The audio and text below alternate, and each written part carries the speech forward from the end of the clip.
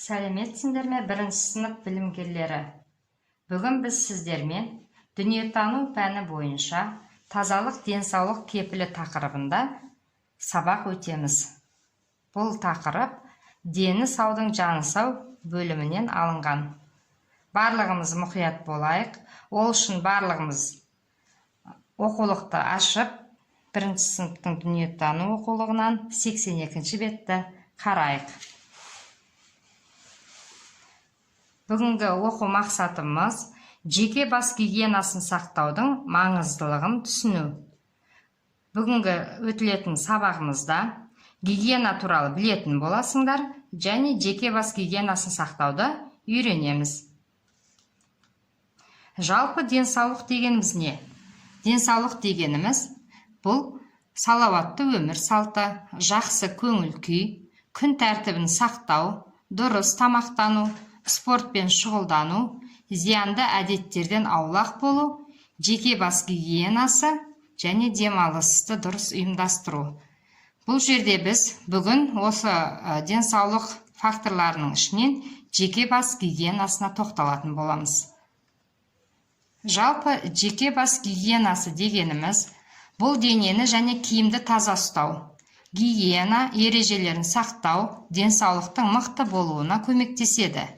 Әр адам жеке бас тазалығына көңіл бөлу керек. Тазалық денсаулықты сақтауға көмектеседі балалар. Олай болса, біз біршама суреттер бойынша жұмыс жасайық. Мұқият болыңыздар. Біз суретте не көріп тұрмыз? Мына тұрған балалар туралы не айта аласыңдар? Не үшін тазалық сақтау қажет деп ойлайсыңдар балалар? Қарап отырсақ, бұл жерде балалар қолын сабындап жуып жатыр. Тісті тазалап жатыр, және мінекей беті қолын жуып, шаш тарап жатыр. Яғни, бұл жерде тазалыққа осының барлығы да жатады екен. Қолды әрбір әжетханаға барған сайын, тамақ ішердің алдында, тамақтанып болған соң үнемі қолды сабындап жуып жүру керек. Тісті қай кезде тазалаймыз біз? Таңертең ұйқыдан тұрғанда және кешке ұйқыға жатар алдында 2 рет күніне тазалауымыз керек. Бетімізді үнемі таза ұстап, шашымызды да таза ұстап, тарап, әдемі болып жүруге тырысайық. Мына жерде суретте, яғни жаңа ғана айттық, тазалық сақтау тек қана денені емес, киімді де таза ұстауға болады екен. Бұл жерде мінекей үнемі қарап отырсақ суретке, жыртылған жерлерін, түймелерін қадап жатыр балалар. Киімін щеткамен тазалап жатыр. Бүктеп қойып жатыр. Іліп, мінекей әрдайым киімдеріміз өз орнында тап-таза болып тұру қажет екен. Бұл да жеке бас гигиенасына жатады екен. Енді келесі 83-ші бетке қарасақ, бұл бетте суреттерге қараңдар. Жеке бас гигиенасының ережелерін құрастырыңдар дейді сендерге.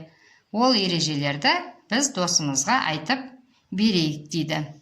Олай болса, мына жерде ұл мен қыздар тұр. Яғни барлығына да ортақ, қыздар да, ұлдар да үнемі таза жүру керек. Сондықтан әрқайсымыз өзіміз үйде отырғанда жеке бас гигиенасының ережелерін құрастырайық. Және оны досымызға әңгімелейміз. Олай болса балалар, бүгінгі алған білімімізді ары қарай толықтыру үшін мына бір жақсы бейнероликті сендерге ұсынамын. Мұқият қарап шығыңдар.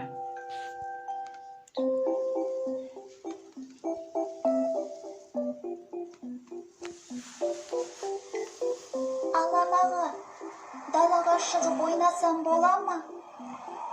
Жоқ, болмай. Үйде болғаның дұрыс. Тиетін су ақыры тиіп қойды ғой, бұдан қатты ауырып қалмаспын. Данажан, ауруды асқындырып алмау үшін суықтан сақтанып емделу қажет. Аға, ал мүлде ауырмаудың амалы бар ма? Бар, ауырмау үшін иммунитетті күшейту керек. Ол қалай? Адамда ауруға шалдықтыратын түрлі вирустар көп. Адам бойында сол вирустарға қарсы тұратын аурудан сақтайтын қасиет бар. Соны иммунитет деп атайды. Адамның иммунитеті неғұрлым күшті болса, оның денсаулығы соғұрлым жақсы болады. иммунитетті күшейту үшін ең әуелі дұрыс тамақтану қажет. Яғни, денсаулыққа пайдалы, дәрумендерге бай тағамдарды таңдап жеу керек. Сонымен қатар, денені шынықтыратын жаттығулар иммунитеттің қорғаныс қабілетін күшейтеді. Ауруларға қарсы алдын ала егілу де денсаулықты сақтауға септігін тигізеді. Сондай-ақ, тазалық сақтау өте маңызды екенін естен шығаруға болмайды. Қолды жиі-жиі жуып, лас жерден аулақ болып, айналаны таза ұстау керек. Түсінікті. Денсаулығымыздың мықты болуы көп жағдайда өзімізге байланысты екен ғой. Мен енді бұдан былай дұрыс тамақтанамын. Тазалықты да сақтаймын. Дене шынықтырумен де тұрақты айналысуға тырысатын боламын. Ал кәнекей балалар, біз осы бейнеролик арқылы не түсіндік сонымен? Яғни, деніміз сау болу үшін әр адам әрдайым жеке бас гигиенасын таза ұстау керек. Яғни, үнемі көңіл бөліп жүруіміз керек екен. Тазалық денсаулық сақтауға үнемі көмектеседі. Сондықтан денемізді, шашымызды, киімімізді және өзіміз ұйықтайтын бөлмелерді үнемі таза ұстауымыз қажет екен. Енді сендерге тапсырма, үнемі таза жүру үшін бізде бет орамал болу қажет екен. Оқулыққа қарасаңдар, балалар, сендерге орындап көр деген тапсырмада шаршы матадан бет орамал жасап көр депті. Олай болса, үйде осы жұмысты атқарайық. Бүгінгі сабақ сендерге ұнады деп ойлаймын, балақайлар.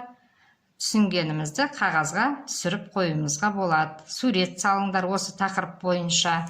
Олай болса, балалар, сендердің зейін қойып тыңдағандарыңа үлкен рахмет айтам. Жарайсыңдар.